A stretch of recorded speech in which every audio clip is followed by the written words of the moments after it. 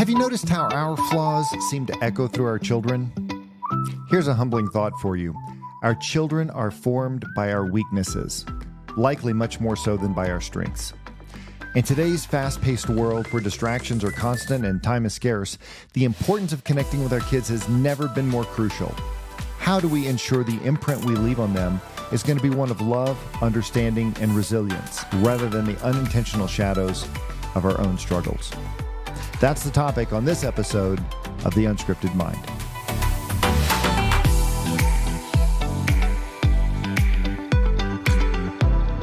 Welcome to The Unscripted Mind, where our goal is to give you fresh perspectives, practical insights, and tools you can use to give you more choices, increase your awareness, and have better control of your feelings, reactions, and behaviors. I'm Jim Cunningham, and I'm a licensed professional counselor, and today we're exploring the intricate dance between our personal growth and the connections we build with our kids. And this profound truth: our children are formed by our weaknesses. As a parent, that is hard to hear and even consider. But rather than feeling overwhelmed by this, let's see it as an opportunity, an invitation to connect more deeply with our kids, to understand their world, and to grow together as a family. In this episode, we're going to cover the ways in which our vulnerabilities shape our kids, and how through intentional connection, though, we can transform those weaknesses into strengths that bind us closer together. This is some of the most impactful advice I've gathered over the years, working as a school counselor, working with parents, teachers, students, and clients in private practice. Think of this as kind of a best of compilation. It's certainly not exhaustive, but it's filled with practical tips and insights that can help make a real difference, I think, in how you interact with your kids. Now, I do want to emphasize that everybody's experience is a little bit different, and so what works for someone else might not work for you. So as you listen to these tips and suggestions, think about what resonates with you, your own experiences and insights, and find what works best for you. Now, we all know children are a blessing, but parenting certainly isn't for the faint of heart. If you feel like you're constantly trying to hit a moving target, well, you're not alone. In fact, the most common issue I see with my adolescent clients is a lack of connection with their parents. So let's start with the numbers here. And this is not a lot of eye-opening data, but it's kind of reinforcing what we probably already know. Research shows that the quality of parent-child relationships significantly impacts the child's emotional and social development. For instance, the American Psychological Association reported that children with strong emotional bonds with their parents are more likely to develop healthy social skills and exhibit fewer behavioral problems. Moreover, a meta-analysis found that children who experience high levels of parental warmth and low levels of parental rejection are more likely to thrive both academically and socially. These findings highlight the profound influence our relationships with our children can have on their overall well-being. Connecting with kids isn't always easy, though. In fact, it's a challenge, and like I said in the intro, it's kind of like trying to hit a moving target, because as they adjust, we kind of have to adjust. And so it's a constant cat and mouse game in some ways. There are numerous challenges we face as parents, from busy schedules to differing interests and even just basic misunderstandings. It's essential to acknowledge these obstacles, because understanding them can help us better find ways to bridge the gap. One common challenge is the fast-paced nature of modern life. None of us are immune to this. We're often juggling work, household responsibilities, chores, commitments, leaving little time for meaningful interactions. Research suggests that the perception of time scarcity can significantly hinder our ability to connect with our kids. Additionally, technology, as you might guess, can both help and be a hindrance. While it provides new ways to engage, it can also create barriers if overused or used incorrectly. A study by Twenge and Campbell in 2018 found that increased screen time is associated with lower levels of psychological well-being in children and adolescents in particular. Balancing screen time with face-to-face interactions is crucial for fostering strong connections, especially with kids and younger kids in particular. So how do we start connecting with our kids? Well, I think there's a couple of things that are kind of important right off the bat. First of all, we have to realize that kids are different than adults. We can't just apply all the adult strategies that we use with grown-ups to the kids. Number one, I think it's important to understand that kids are first and foremost focused on safety, and they perceive safety as paramount. When kids don't feel safe, they don't talk much. They don't go play. right? They tend to get a little more clingy. They seek safety. And so you can see that in their behaviors, especially when they seem more reserved and maybe more shy. The second thing is that kids tend to be egocentric, right? This doesn't mean that they are egotistical in that sense, but in the idea that they are kind of the center of the world, right? They will say things like, my shadow follows me, or they will blame themselves for things that are beyond their control, like parents' divorces or parents' fights. I must have been responsible for that. It's just kind of a kid way of thinking. So when I've talked to families who are going through a divorce, a lot of the times, even kids into their mid-high school or late high school years will often accept a lot of the responsibility for what has happened between the adults. And it's very hard to change that once they get that mindset. So how do we go about reaching our kids and connecting with them? And I think a lot of it starts with us, especially emotionally. And if we're kind of understanding the kid's perspective that things are safety-based, when we can't control ourselves emotionally, it kind of spooks the herd. So they get a little freaked out sometimes when they see us dysregulated and not being able to handle the big world. In their mind, if mom and dad can't handle this, what chance do I have? So it's kind of a scary thing. And that would change their kind of behavior, and you might expect to see that in a lot of ways. So as parents, controlling ourselves emotionally. First of all, what can we control? And we have to realize that as much as we'd like to believe that we can control our kids, the reality is they get the last vote, even toddlers. We can influence our children, and that means we are one of many, many variables to them doing things. We need to focus on what we can control. Too many times we try to control things that we can't control. And ironically, this comes as a surprise to a lot of people. We can't control our children's behavior, and we can't control their emotions, right? We can influence their behavior because there's consequences for what they do. And so we can influence that. We can offer them bribes, money, treats, things like that to get them to be more compliant. But at the end of the day, they get the final vote. So we can influence, but we can't control. When we try to control things we can't control, it sets us up for failure. The other thing I would say is we have to be mindful of the baggage that we bring into the relationship with our kids. I see a lot of couples who are doing great, and they think, man, I've struggled with things in my life, but I've got a handle on it. And then they have kids. And then all of the stuff that they have overlooked starts wicking up. It's kind of like, when you clean a carpet and you think you've got all the dirt, and the next thing you know, the spot comes back. Kids bring out a lot of things and remind us of our childhood in a lot of ways, and a lot of ways that others have disappointed us. And it's easy to start projecting a lot of the things that we went through on our kids, trying to protect our kids from some of the things that were struggles for us, instead of letting them find their own way.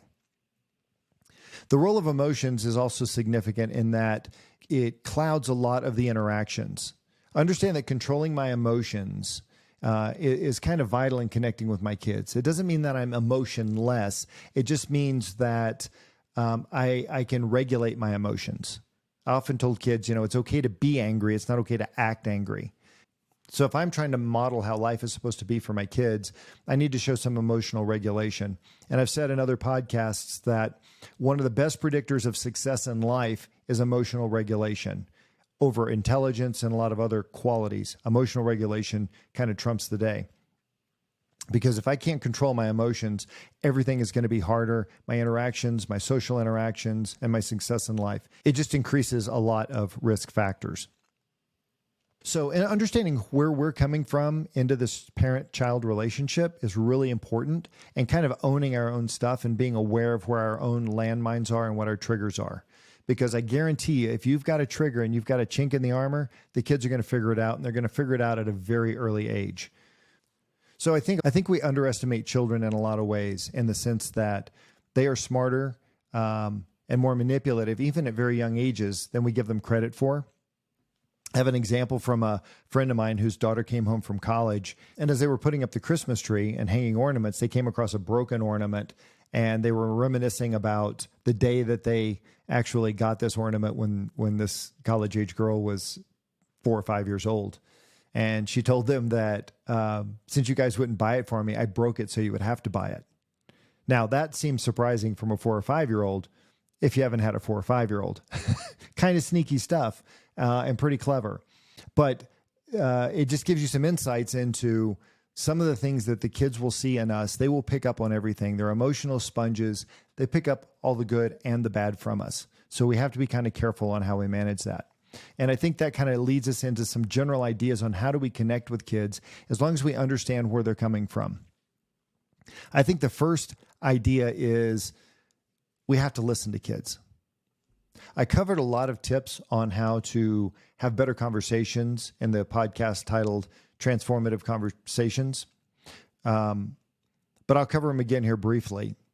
And I think first thing we need to realize, even as parents, it's not our job to fix everything.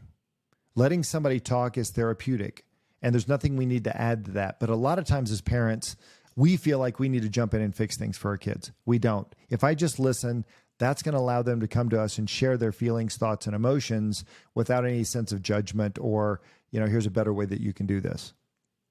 I think clearing your mind and stop thinking about what you need to say next and just being present in those conversations is great. And just letting people talk, especially the kids, let them talk to us. Emotions are therapeutic, and we do a lot of things as parents to kind of shut down the emotions of kids, especially the crying. And I know crying can sometimes be used as a manipulative tactic by kids, but letting them cry and express their emotions is therapeutic in and of itself. And so that's okay to let them cry a little bit. Silence is golden. I don't have to answer everything. I can just sit in the silence when they say something, and I don't feel like I have to respond to everything.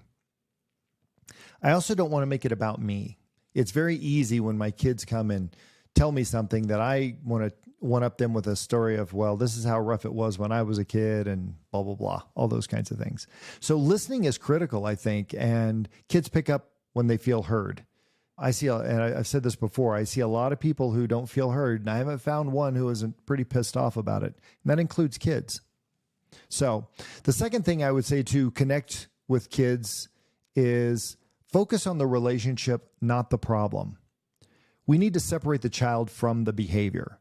Too many times when they do something wrong, that's the problem, which means they are the problem. And again, if they're coming at it from being egocentric standpoint, right, they're going to blame themselves for being the problem instead of, I made a mistake. They might interpret that as, I am a mistake. So separating the child from the behavior is a good way to look at it. Number 3, I would say respond, don't react. Manage your emotions and manage your reactions. And I'll give you a story about this one. I saw a child who was a middle schooler and suffered with a lot of depression. And we met for a long time, not really understanding, and he didn't really understand why he was struggling so much with depression.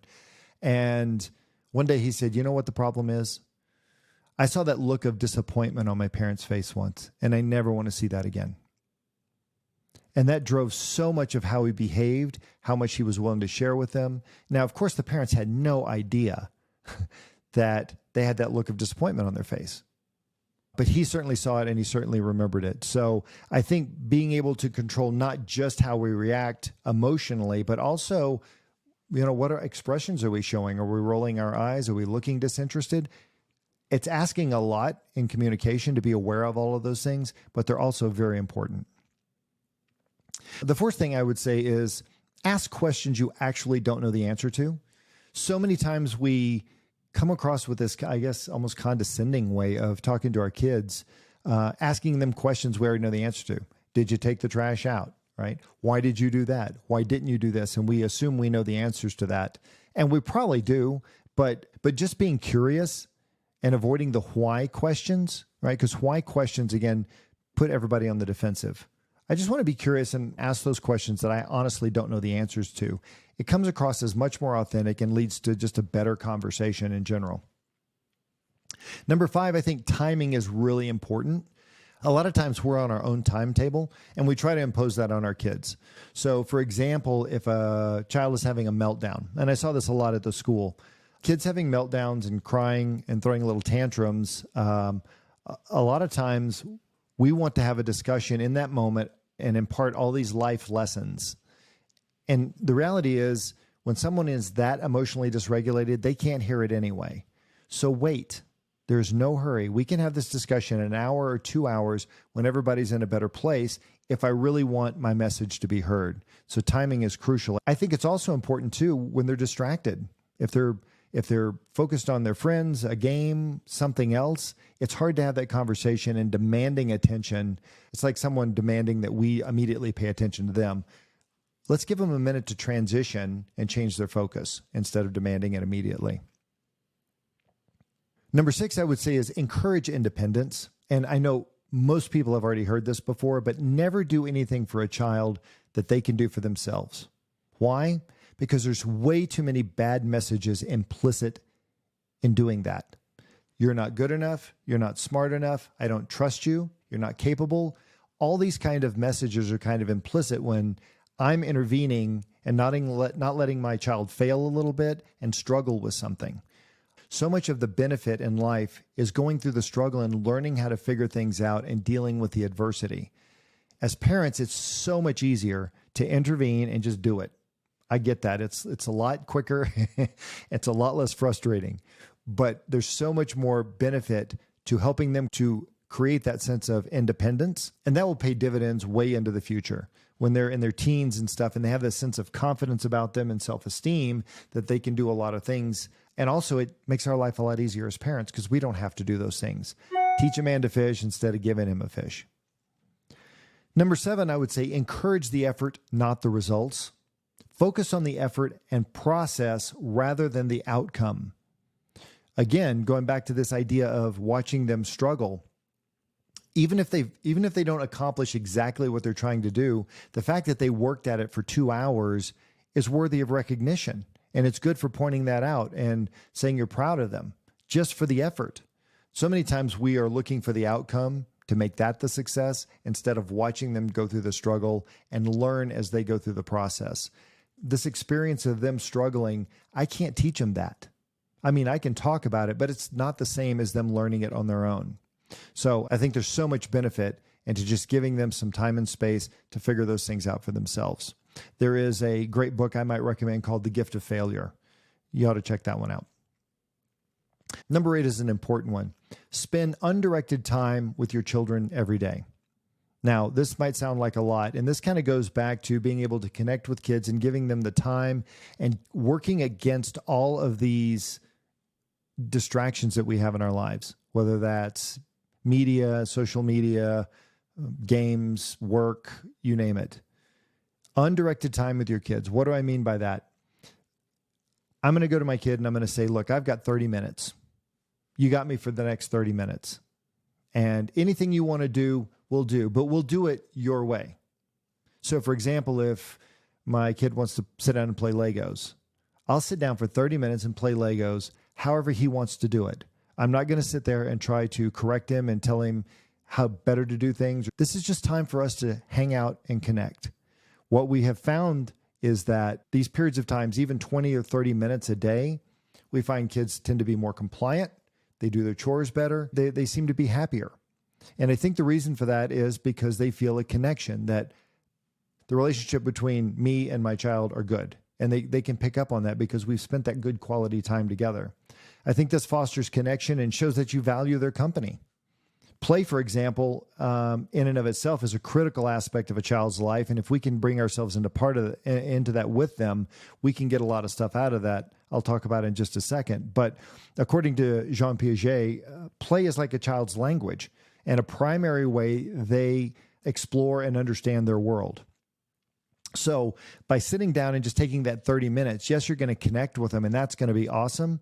But also you're going to learn a lot, especially from small children, by watching them engaging in play and activities that allows them to express their needs, their wishes, their emotions in nonverbal ways. A lot of younger kids just don't have the words to be able to express themselves appropriately or correctly or accurately. So by watching them, just how they play and interact with toys, you can get a lot of insights in terms of how they are and where they are in life. This can be incredibly therapeutic and enlightening for parents, I think. There's a lot of research that suggests that imaginative play is linked to emotional regulation, problem-solving skills, and creativity in kids. Number 9, I would say consistent limits. I'm a big fan of boundaries. I think boundaries equal security. And if we go back to one of the things that are really important to kids is safety. So clear, consistent boundaries provide a sense of that security. So I want you to think of like a small lamb. You put the lamb in a small cage and he feels restricted and confined. But it also means safety. He can't get out, but that also means bad things can't get in. So he's protected. So you see this manifested in a lot of kids. When I set rules and boundaries, the first thing they do is they go and they test the boundary. And that feels very disrespectful as a parent. I just told you not to do it, and there you go trying it. But to think about it this way, he's testing the boundary because they want to make sure that it's real. Because if it's not real and I can push through the boundary, it's not safe. And that's not a good thing. So if I understand that they're just seeking safety and they need to make sure that my boundaries are going to be consistent and I'm not going to waffle on those, then that is going to be a sense of security and safety for my kids. This understanding also allows me to be more consistent and not make exceptions. So when I talk about consistent boundaries, a lot of times we will take electronics away for a week, and then by Wednesday, 3 days into it, we're in a good mood and everybody's happy, and I waffle and I I make exceptions, say, all right, you can have your stuff back. One of the things the Love and Logic program teaches us is that parents need to only say things that are going to come true, right? So saying things like, I'm going to ground you for the rest of your life, that's not going to come true. But if I say I'm going to take your stuff away for a week, it's going to be a week. So I have to be careful how I say that, right? The consequence of this, of course, sometimes is that we end up punishing ourselves as parents. We take away all the electronics and ground the child, and now we're stuck in a house with a very unhappy, bored child. So there's consequences for that. But the intent is that we create very consistent boundaries, and we can do this when the boundary is very clear. I know what the boundary is. You know what the boundary is. And if you cross that boundary, I have to do something. I can't let that slide because that's not being truthful. And that doesn't create a sense of safety for the child. So when I say I'm going to do something, I'm going to do something. Now, I can leave it vague. If you cross this boundary, I have to do something. Now, this is a good strategy because it keeps the child from being able to do the cost-benefit analysis of breaking a rule. And so they don't really know what they're going to get, but they know it's going to be something. So it's a different way to think about that and impose those boundaries and consequences.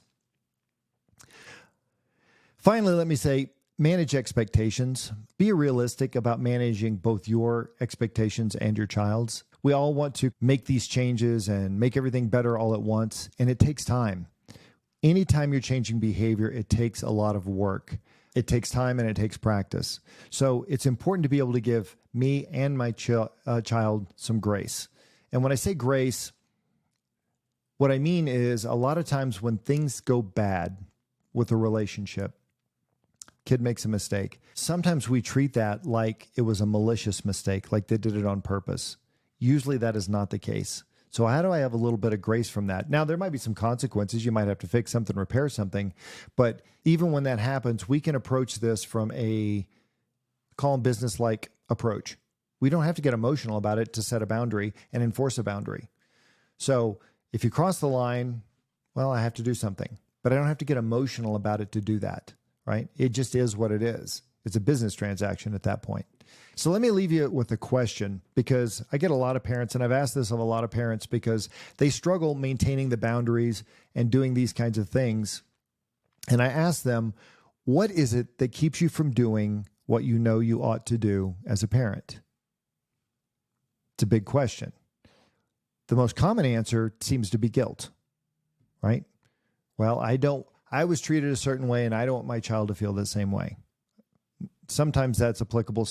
Many times it is not, right? I still have to do what I need to do as a parent, but my own baggage sometimes keeps creeping into the situation.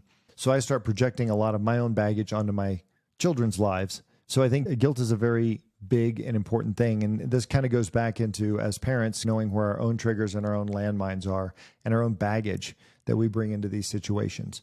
And kids are great teachers. It's hard lessons, but they are great teachers, and they're going to teach us a lot about ourselves. So in a lot of ways, we should be thanking them for making us angry and doing all the things they're going to do to generate all the emotions in us, because they're teaching us something and they're showing us where the chinks in our armor are. So let me leave you with these thoughts, because I think building strong connections with our kids takes time. It takes patience. It takes effort, but the rewards are absolutely immeasurable. By focusing on the relationship, being present, and understanding the kids' world from their perspective, we can foster deep and lasting bonds for the rest of their lives. Gabor Mate once said, "Children don't need perfect parents. They need good enough parents who can see them, hear them, and accept them for who they are." Thanks for checking us out on the Unscripted Mind today. If you found this episode helpful, share it with somebody who might need it. Also, please subscribe, follow us, and leave a review. And if you have any questions or topics you'd like us to cover, please include that also. Until next time, remember, life doesn't come with a script. So embrace the unexpected, cherish the unplanned, always stay curious, and have an amazing day. We'll see you next time on the Unscripted Mind.